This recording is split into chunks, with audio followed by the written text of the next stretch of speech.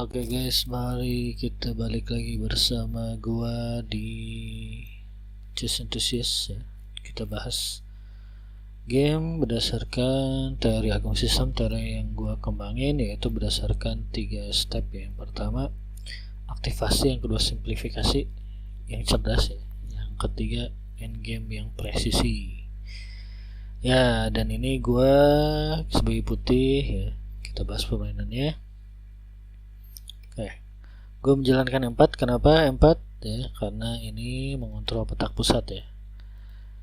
Itu penting ya, berdasarkan aliran Capablanca ya.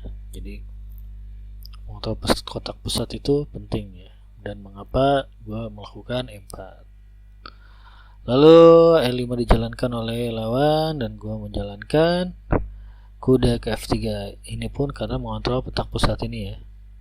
Oke. Lalu kuda C6 dijalankan oleh lawan dan gue mengeluarkan pion D4 ya. Oke.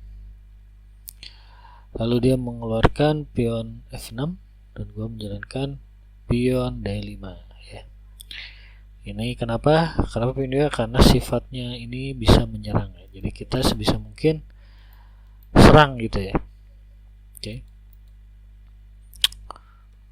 Lalu dia memindahkan kudanya ke tempat yang aman dan kita sebisa mungkin kita serang, makanya gue pilih pion A3 ya, karena dia sifatnya langsung menyerang ya.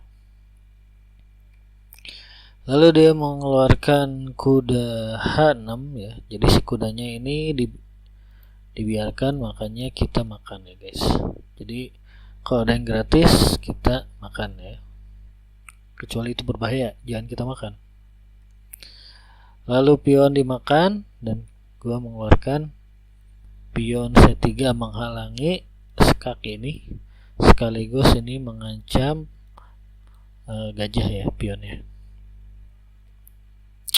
Lalu gajah dipindahkan ke D6 dan gua mengeluarkan gajah ke E2. Ini persiapan rokade ya guys. Jadi setelah ya, walaupun kita aktif menyerang, kita harus sempat mengamankan raja ya, karena itu hal yang penting juga ya.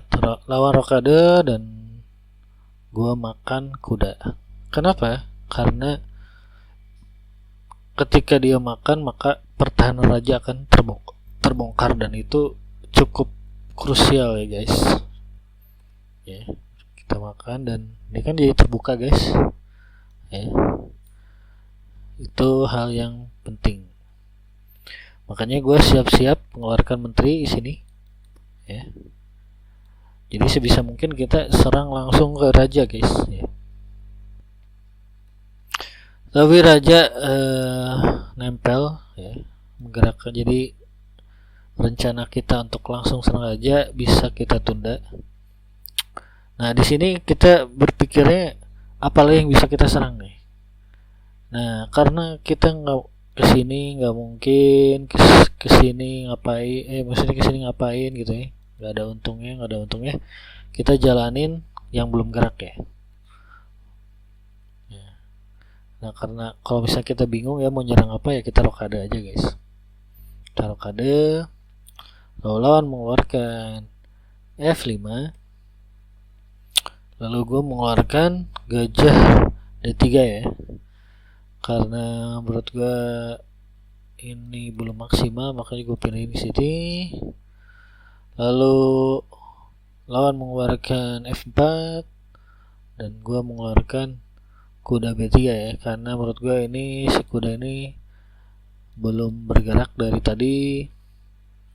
Lalu pion H5 dikeluarkan dan kuda pindah ke C4 untuk mengancam si gajah ya, karena gajah itu sebenarnya nilainya lebih tinggi daripada kuda ya sebenarnya. Lalu raja pindah ke H8 dan gua makan aja, si gajah dimakan lagi. Lalu gua mengeluarkan benteng ya ke S1 ini. Kenapa? Karena benteng ini di sini tuh dia nggak begitu banyak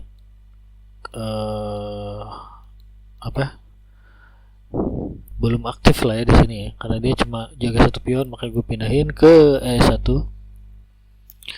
Lalu benteng pun dijalankan ya ke G8. Lalu gue menjalankan pion H3 ya.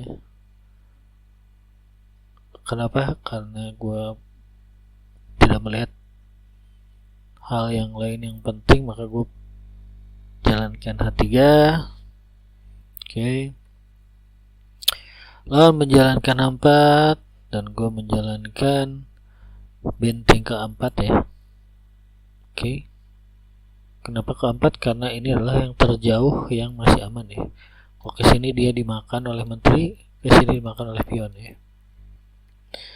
Lalu pion B6 dijalankan dan gua menjalankan baru benteng ke A1. Kenapa? Karena kalau di sini kalkulasi guys, kalau gua makan ini dimakan balik ya, kita bisa makan lagi ya guys. Jadi di sini ada kalkulasi ya. Oke. Dan dijaga, dan makanya gue makan ya, karena kalau dia dimakan maka gue dapat makan balik. Begitu guys. Itu mengapa kalkulasi itu penting ya. Lalu dipindah ke sini biar nggak dimakan ya, dia defense. Oke. Lalu gue menjalankan menteri ke C2 ya, baru gue bisa ke sini dan ke sini ya. Gitu plannya.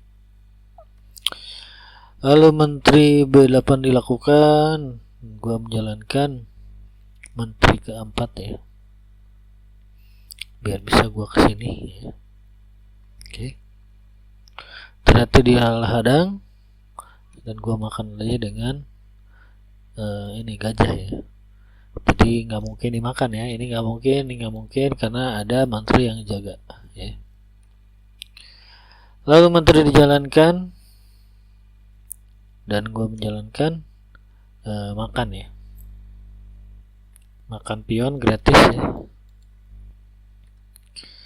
Dia pun makan pion gratis dan gue menjalankan ini ya. Kenapa? Karena kata aku gue makan, dimakan lagi, gue bisa makan lagi. Jadi secara kalkulasi menang ya guys. Oke, jadi begitu. Simplifikasi ya, ini masuk simplifikasi. Gue makan, dia skak, gue pindah, ternyata dimakan dan gue makan lagi. Oke. Lalu raja dipindahkan dan gue memindahkan si gajah ke sini ya, biar si ratu ini bisa melakukan skak dan lain-lain. Tapi ada pion, sebenarnya bisa gue makan ya. Wah, gue malah mindahin ya. Wah, kadang-kadang lupa guys, karena waktu mepet kadang-kadang begitu, jadi gue malah pindah, lalu gue makan. Lalu dia memindahkan raja ya. Oke, lalu gue skak dulu. Nah sebenarnya di sini gue salah ya, harusnya gue ke sini guys. Jadi gue mestinya ke sini, karena di sini udah skakmat ya. Iya skakmat. Kalau gue ke sini gue skakmat. Cuma gue nggak ngeliat itu, gue malah ke sini. Dia pindah, gue skak lagi. Dia pindah lagi, gue skak lagi. Dia pindah lagi, gue skak lagi. Dia pindah lagi, gue pindahin ke sini ya. Ancaman skakmat di sini guys ya. Lalu dia makan pion dan gue skak ke situ ya, skakmat ya.